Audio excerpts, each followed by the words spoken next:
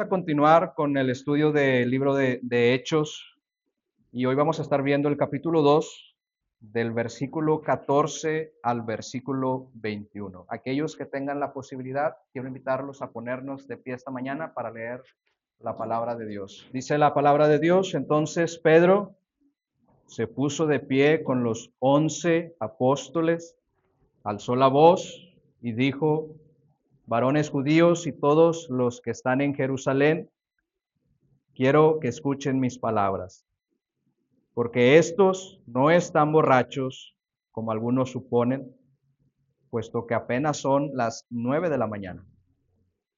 Esto que está sucediendo es lo que había dicho el profeta Joel, y que había dicho: en los postreros días, es decir, en los últimos días, dice Dios, derramaré mi espíritu sobre toda carne, y nuestros hijos y nuestras hijas profetizarán, los jóvenes verán visiones y los ancianos soñarán sueños. Y de cierto sobre mis siervos y sobre mis siervas en aquellos días derramaré mi espíritu y profetizarán. Daré prodigios arriba en el cielo, señales abajo en la tierra, sangre y fuego, vapor de humo, el sol se convertirá en tinieblas y la luna en sangre, ¿cuándo? Antes que venga el día del Señor, grande y manifiesto. Y termina la profecía diciendo: y todo aquel que invocare el nombre del Señor será salvo. Vamos a orar. Padre, ponemos en tus manos este tiempo, en tus manos nuestros corazones, nuestras mentes, para que tú nos hables a través de tu palabra, Señor, para que tú te lleves toda la gloria y la honra. Usa mi vida a pesar de mí, para el extendimiento de tu reino en Cristo Jesús. Amén. Podemos sentarnos, gracias. Para aquellos que anotan, ahí dice en sus boletines, el título de este mensaje es: el Espíritu Santo apunta hacia Cristo. El Espíritu Santo apunta hacia Cristo. ¿Qué estaba sucediendo en el capítulo 1? No sé si lo recuerden, vimos un tema importantísimo para la teología cristiana, que es la exaltación de Cristo. ¿Lo recuerdan? La exaltación de Cristo.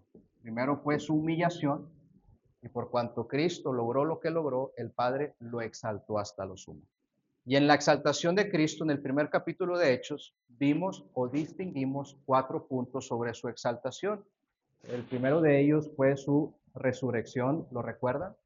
¿Sí? El segundo de ellos fue su ascenso a los cielos, ¿lo recuerdan? El tercer punto es lo que conocemos como cesión. ¿Qué quiere decir? Que fue la coronación del Dios hombre. Jesucristo se sentó a la diestra del Padre y se le dio todo poder y autoridad. Y el cuarto punto es su resurrección, su regreso, perdón, su regreso. Su regreso. Los apóstoles estaban viendo a Jesús ascender en una nube, se aparecieron unos ángeles y le preguntaron: ¿qué es lo que están viendo? Este Jesús que ustedes ven ascender en una nube, de la misma manera Él va a regresar. Esa es la exaltación de Cristo. Pero Cristo, antes de ascender, habló con sus discípulos y les dijo: ustedes van a ser mis testigos en Judea, Samaria y hasta lo último de la tierra. Van a recibir poder. Recuerden, hay una promesa, y la promesa es que va a venir el Espíritu Santo sobre ustedes. Por eso, esperen hasta que se cumpla la promesa. ¿Y qué hicieron los discípulos? Obedecieron. Estuvieron esperando. ¿Y qué hicieron mientras esperaban? Escogieron al apóstol, ¿sí?, para suplir a Judas, y escogieron a Matías. Y una vez que estaban ya los 12 apóstoles, el número completo, estuvieron orando, y ahora sí estaba todo preparado para que el Espíritu Santo descendiera. Un día que ellos estaban orando, el Espíritu Santo descendió, dice el capítulo 2, lo predicó Eliseo la semana pasada. ¿Y qué es lo que pasó? Que algunos de ellos comenzaron a hablar en otros idiomas que no era su propio idioma. Las personas en Jerusalén, al escucharlos hablar en sus idiomas, ¿sí?, comenzaron a decir, ¿qué está pasando? Y uno de ellos, dice el versículo 13, se estaban burlando y decían, están llenos de vino. Esa fue su explicación. Es en ese contexto que está nuestro texto esta mañana. Versículo número 14, lo voy a volver a leer. Entonces Pedro se puso de pie con los 11 apóstoles, alzó la voz y les dijo, varones judíos, los que habitan en Jerusalén, quiero que escuchen mis palabras. ¿Y qué fue lo que dijo? En primer lugar, estos no están borrachos. Y aquí quiero abrir un paréntesis. El paréntesis es este. Algunos cristianos creen que el vino en los tiempos bíblicos no tenía alcohol. Y por eso se ha creído a través de los años, algunas denominaciones, las mayorías más de este lado del mundo, que se debe de tomar jugo de uva. ¿Por qué? Porque el vino en realidad no tenía alcohol. Y el pastor Sproul, me gusta mucho una explicación que él hace, utiliza este ejemplo como una ilustración para enseñar todo lo contrario. El vino en los tiempos bíblicos sí tenía alcohol. Vamos a volver a leer el versículo 13. Mas otros burlándose decían, ¿están llenos de qué? De vino. ¿Y qué está defendiendo Pedro en el versículo 15? Estos no están ¿qué? Ebrios. ¿Sí? Recuerden el principio de interpretación bíblica. La Biblia es su propio intérprete. El vino en los tiempos bíblicos sí tenía alcohol. Es decir, cuando Jesús repartió la copa de vino en la famosa última cena, ese vino sí tenía alcohol.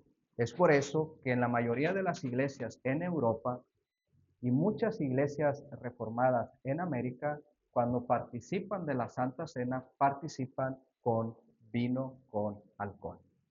Y a través de todos los años no han tenido ningún problema para que la gente en la Santa Cena se emborrache. ¿Por qué? Porque la cantidad que se da es una cantidad mínima. Y tampoco ha habido problemas, por ejemplo, con las embarazadas, porque médicamente está comprobado que esa pequeña cantidad, una vez al mes, no les hace daño. Lo que suelen hacer algunas iglesias es, se reparte el vino en la Santa Cena y en otra parte, en otra bandeja, se reparte jugo de uva para todos aquellos que quizás estén o hayan pasado con problemas de alcohol y puedan escoger. Pero bíblicamente hablando, la Santa Cena, como lo fue en la iglesia en Italia donde pastoreé, es con vino y no con jugo de uva. Voy a cerrar el paréntesis porque ese no es el tema principal de nuestro texto de esta mañana. Dice Pedro, estos no están borrachos, puesto que es aproximadamente las 9 de la mañana.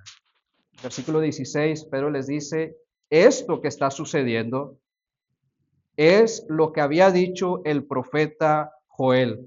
¿Y qué había dicho el profeta Joel? Versículo 17, en los últimos días, dice Dios, derramaré mi espíritu sobre toda carne. Vuestros hijos y vuestras hijas profetizarán, vuestros jóvenes verán visiones y vuestros ancianos soñarán sueños. Mis siervos y mis siervas en aquellos días derramaré mi espíritu sobre ellos y profetizarán. Daré prodigios arriba en el cielo, señales abajo en la tierra, sangre, fuego, vapor de humo. El sol se convertirá en tinieblas y la luna en sangre, cuando antes que venga el día del Señor, grande y manifiesto, versículo 21, y todo el que invocare el nombre del Señor será salvo. Ahora, para entender esta profecía, es necesario entender 3 puntos que voy a mencionar esta mañana, porque quizá la leemos y suena un poco confuso. El primer punto para entender esta profecía es el tiempo. ¿Cuándo se va a llevar a cabo esta profecía? Y es importante entender el tiempo. ¿Y qué dice la profecía al inicio? En los últimos días. En los últimos días. Para la mayoría de los cristianos, Los últimos días están marcados por grandes señales, como por ejemplo Mateo 24, que dice guerras, rumores de guerras, pestes, hambres y terremotos. ¿Sí? Para muchos cristianos, los últimos días están marcados por esas señales. Pero para la mayoría de las iglesias reformadas, como nosotros, no creemos así. Para nosotros, escúchenme bien, como algunos teólogos reformados, tanto en la antigüedad como en la actualidad, como el doctor Sinclair Ferguson, decimos que los últimos tiempos comenzaron, ¿saben cuándo? Cuando Cristo ascendió al cielo. Ahí comenzaron los últimos tiempos. Y voy a hacer un pequeño dibujo y voy a intentar explicarlo de la manera más fácil posible. ¿Sí? Cristo ascendió al cielo, ¿sí? Y vemos todo el libro de Hechos, el Nuevo Testamento y hasta actualidad, y va a llegar un momento en el cual Cristo va a regresar, ¿sí? Cuando Él regrese, va a consumar su reino de manera perfecta y vamos a pasar una eternidad junto a Él, ¿sí? Una eternidad junto a Él. En la eternidad, el concepto del tiempo no existe. Entonces, una vez que Cristo regrese y vivamos una eternidad con Él, el concepto del tiempo ya no va a existir jamás. Vamos a estar en la eternidad con Él siempre. ¿Sí? Entonces, teniendo este pequeño dibujo, la pregunta es, ¿cuándo son los últimos tiempos? Y nosotros creemos, por cuanto Cristo regrese, ya no va a existir el tiempo, entonces los últimos tiempos es desde que Él ascendió hasta que Él regresa. Y de hecho, nuevamente, el principio de interpretación, la Biblia se interpreta a sí misma, pero también teniendo en cuenta el contexto literal, la misma profecía nos responde eso. Fíjense bien el versículo 17. En los últimos días va a suceder lo que dice la profecía, ¿sí? Y luego el versículo 20, la segunda parte, antes que venga el día del Señor.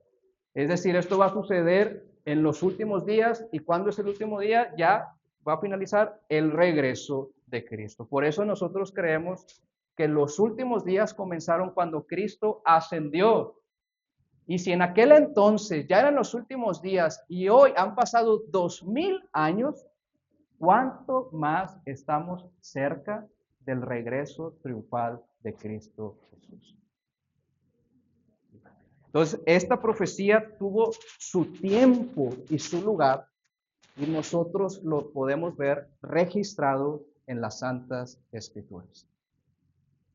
Y eso es lo que vamos a ver en el punto número 2. El punto número 1 era identificar el tiempo. El punto número 2, para poder entender esta profecía, cuando nosotros nos acercamos a un texto, recuerden, hay que tener en cuenta los distintos tipos de contexto. El contexto histórico que estaba sucediendo socialmente, políticamente, culturalmente.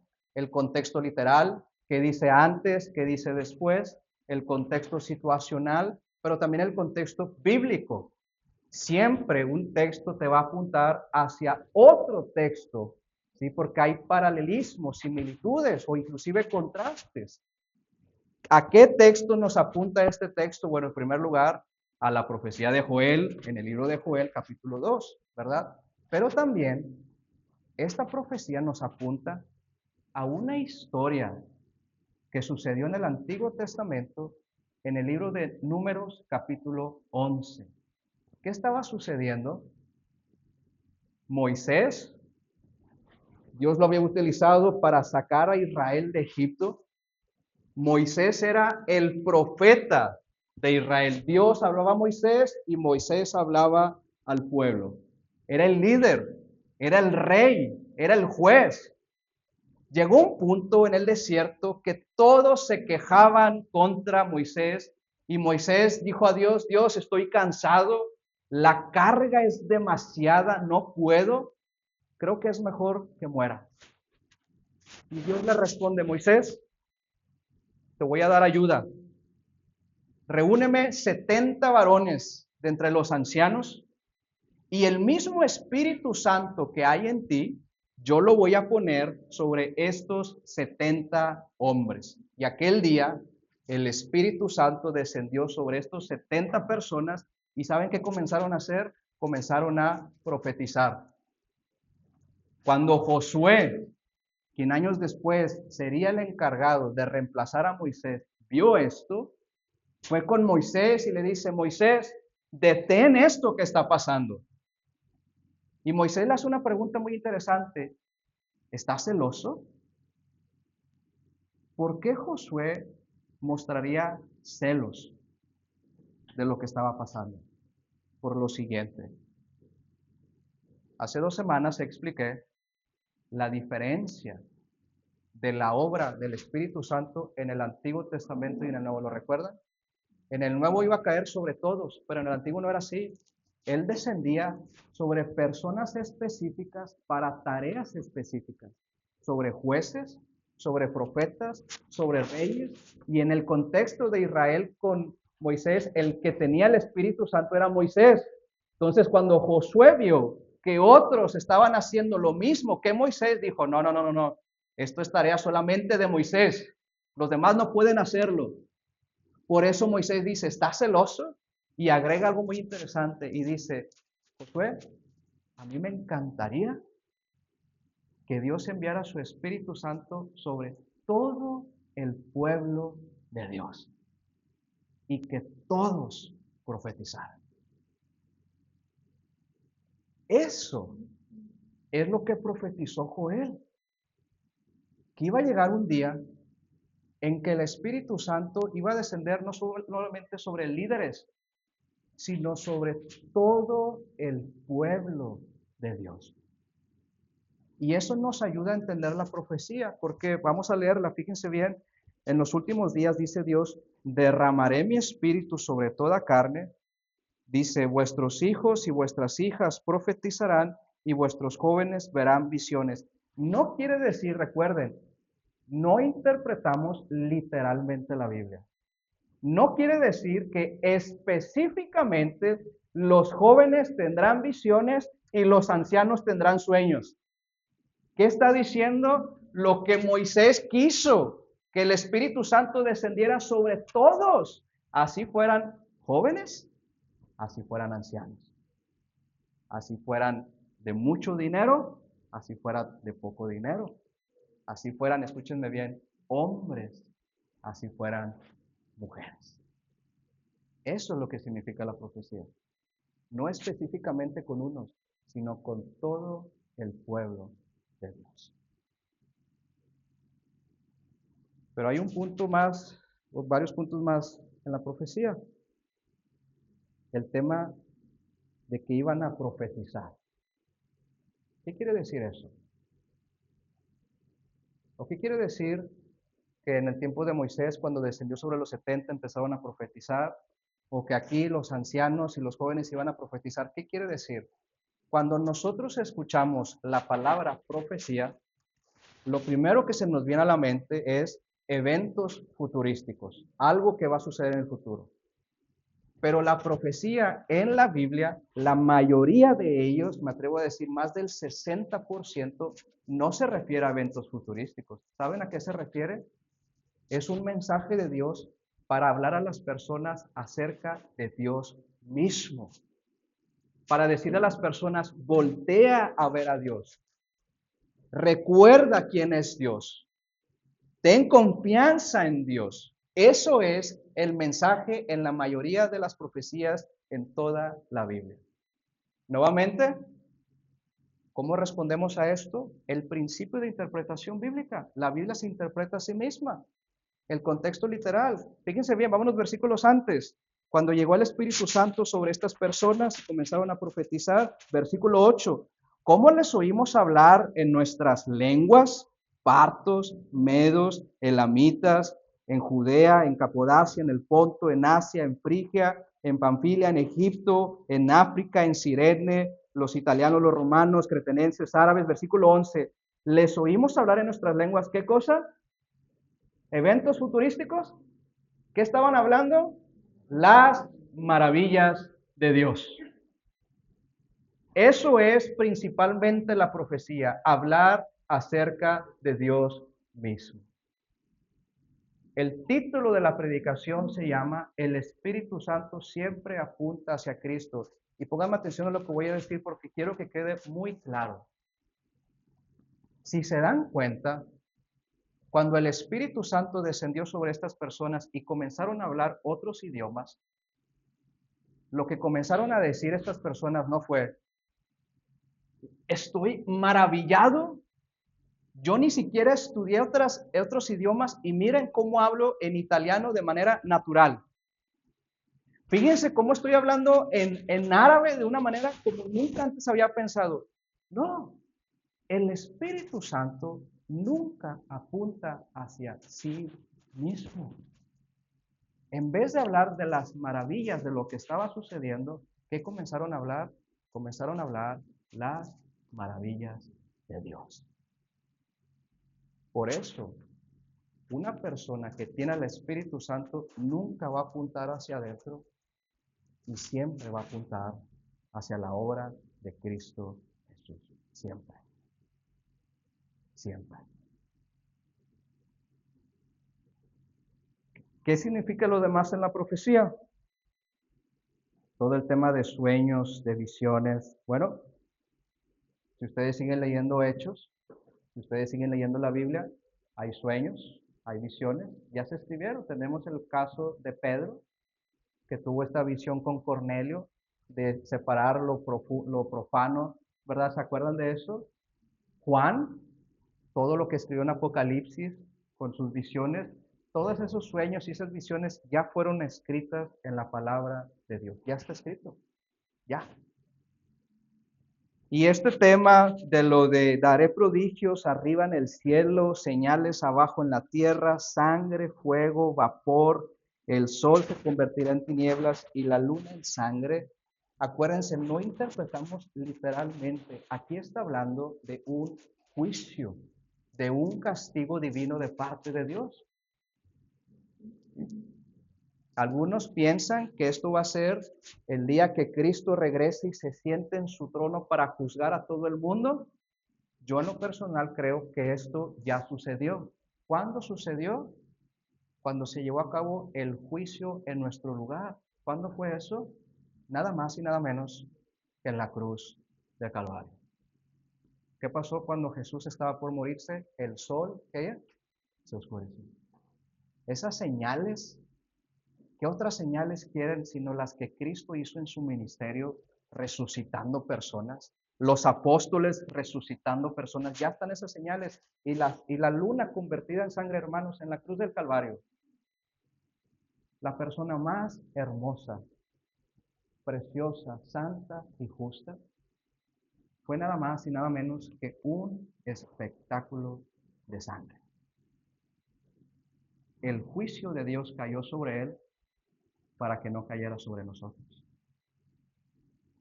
Para los que creemos en Cristo, ya no habrá condenación, pero para los que no creen en Él, se espera un juicio terrible para ellos. Y que sigue diciendo la profecía, esto va a suceder antes de que venga el día del Señor, es decir, ya sucedió y ya está escrito.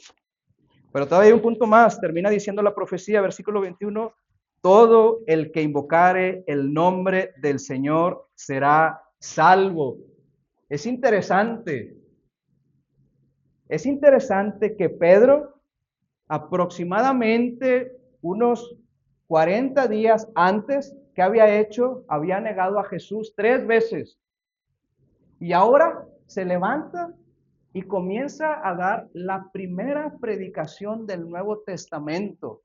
Una predicación llena del Espíritu Santo. Y el Espíritu Santo ayudó a Pedro para que su predicación tuviera como una persona principal. ¿A quién? A nada más y a nada menos que a Cristo Jesús. El Espíritu Santo siempre va a apuntar a Cristo. Todo el que invoque el nombre del Señor será salvo. El Espíritu Santo a través de Pedro le está diciendo a todas las personas, volteen a ver a Cristo. No se enfoquen en las maravillas de hablar en otros idiomas. Maravíllense de Jesús. Asómbrense de Él, de lo que Él hizo. Él es el único que puede salvar sus vidas. Volten a verlo a Él, descansen en Él, confíen en Él. Nuevamente, el Espíritu Santo siempre va a apuntar a la vida y a la obra de Cristo Jesús. Siempre. Hace algunos años vino aquí a la oficina a hablar conmigo un familiar. Él no es cristiano. Él sabe que yo soy cristiano, por eso vino a hablar conmigo. Y me dijo, oye, lo que pasa es que estoy teniendo mucha relación con unos amigos cristianos. Me invitaron a una iglesia de otra denominación diferente a la nuestra. Y fui, porque son mis amigos, y empezaron a pasar cosas extrañas, me dijo. Comenzaron a balbucear, comenzaron a tirarse en el piso y a moverse como serpientes. No estoy diciendo esto para reírnos, es algo que en realidad sucedió. Comenzaron a moverse en el piso como serpientes y me dijo, y todo eso pues me asustó. No supe qué hacer y por eso vengo contigo para que me expliques por qué los cristianos hacen esas cosas. Y le dije, no todos los cristianos hacemos esas cosas. ¿A qué voy con este ejemplo? Cuando pastoreé en Italia, la mayoría de los miembros eran italianos, pero había personas de otras nacionalidades. Había personas de Albania, había personas de Rumanía, había de Budapest, había de Filipinas, había de Croacia, había de muchos idiomas, pero el idioma que se hablaba en la iglesia era italiano. Yo predicaba y oraba en italiano porque todos lo entendíamos, pero cuando iba con estos hermanos a comer, como nomás estábamos ellos y yo, y Liz, usualmente les decía, cuando vamos a orar por los alimentos, ora tú en tu lengua. Y yo los escuché orar en albanés, en rumeno y demás. No se entiende nada. No se entiende una explicación. ¿Cuál es la explicación? Es otro idioma que yo no entiendo. Lo que estaba sucediendo aquí, los demás no lo entendían, pero hay una explicación lógica, racional. No entiendes porque es otro idioma. Pero el moverse como serpientes en el piso no tiene explicación lógica. No hay. No existe una explicación lógica para eso. Ellos dicen, es que así como ellos parecían borrachos, nosotros también. No. ¿Hay una explicación lógica para eso? No lo hay para eso. El Espíritu Santo, lo que Él quiere, más que confundir, porque esta persona que vino conmigo estaba aterrado, más que confundir, lo que siempre va a hacer es apuntar a las personas a la vida y a la obra de Cristo Jesús. Vayan con Él, descansen en Él, Él es su Salvador. Mira las cosas que ha hecho por ti, nadie más las va a hacer por ti. No te enfoques en los milagros, no te enfoques tanto en las señales. Él es lo más precioso y extraordinario, mejor que los milagros, mejor que las señales. Pon tu esperanza y tu fe en la persona de Cristo Jesús. Esto hace el Espíritu Santo. Y tercer y último punto, y con esto termino. Hay otro texto que nos ayuda a entender lo que sucedió aquel día. Y no son palabras mías, hay que dar crédito y honor a quien honor que merece. En palabras del doctor Derek Thomas, él dijo lo siguiente: lo que sucedió en Pentecostés fue la reversión de Babel. Lo que sucedió en el Pentecostés fue la reversión de Babel. ¿Se acuerdan qué sucedió en Babel? Estaban construyendo una torre, hagámonos un nombre, dijeron, ¿sí? Y Dios se enojó y les dio distintos idiomas para que se confundieran, no terminaran la torre y cada quien se fue a su lado a hacer su pueblo, ¿verdad? Así nacieron las distintas lenguas, ¿verdad? Los distintos idiomas. Pero ¿por qué se enojó Dios? ¿Cuál fue el problema de Babel? ¿Construir una torre alta? No. El problema de Babel fue que cuando dijeron hagámonos un nombre, ellos en lugar de hacer todo lo que hacen para que Dios se lleve la gloria, ellos querían llevarse la gloria. Para nosotros ser famosos, para nosotros ser reconocidos, para que la gente nos reconozca. Y Dios dijo, no, La gloria es solamente para mí. Y la maldición fue, distintos idiomas se confundieron y se esparcieron. Pero aquí sucedió lo contrario. En lugar de maldición fue una bendición. ¿Por qué? Llegaron distintos idiomas y no se separaron. Fue lo contrario. ¿Qué fue lo contrario? Pedro predica. ¿Saben cuántas personas se convierten en esa predicación? Fíjese bien lo que dice en el versículo número 41. Capítulo 2, versículo número 41. Así que los que recibieron la palabra de Pedro fueron bautizados y aquel día se añadieron cerca de 3,000 personas. 3,000 personas. Solamente se contaban los hombres en aquel entonces, súmenle las mujeres y los niños. Fue todo lo contrario a Babel. Llegaron distintos idiomas, pero en lugar de separarse, comenzó a crecer no la torre de Babel, sino la iglesia de Cristo. ¿Y saben por qué? El problema en Babel fue que ellos querían llevarse la gloria para ellos mismos. Pero ¿por qué la iglesia comenzó a crecer? Porque hubo alguien que todo lo que hizo no fue para llevarse la gloria a él, sino fue para que Dios se llevara la gloria. Y ese alguien es Cristo Jesús. Por eso el Espíritu Santo es Él. Vayan con Él. Confíen en Él. Es gracias a lo que Jesús logró que ese mismo Espíritu está en ti y en mí esta mañana. Y nos recuerda, nos anima con lo siguiente: ve con Cristo. No confíes en el pastor. No pongas tu esperanza en los ancianos. Pon tu esperanza en Cristo. Solamente Él te salva. Confía en Él. Descansa en Él. Y sobre todas las cosas, dale solo la gloria.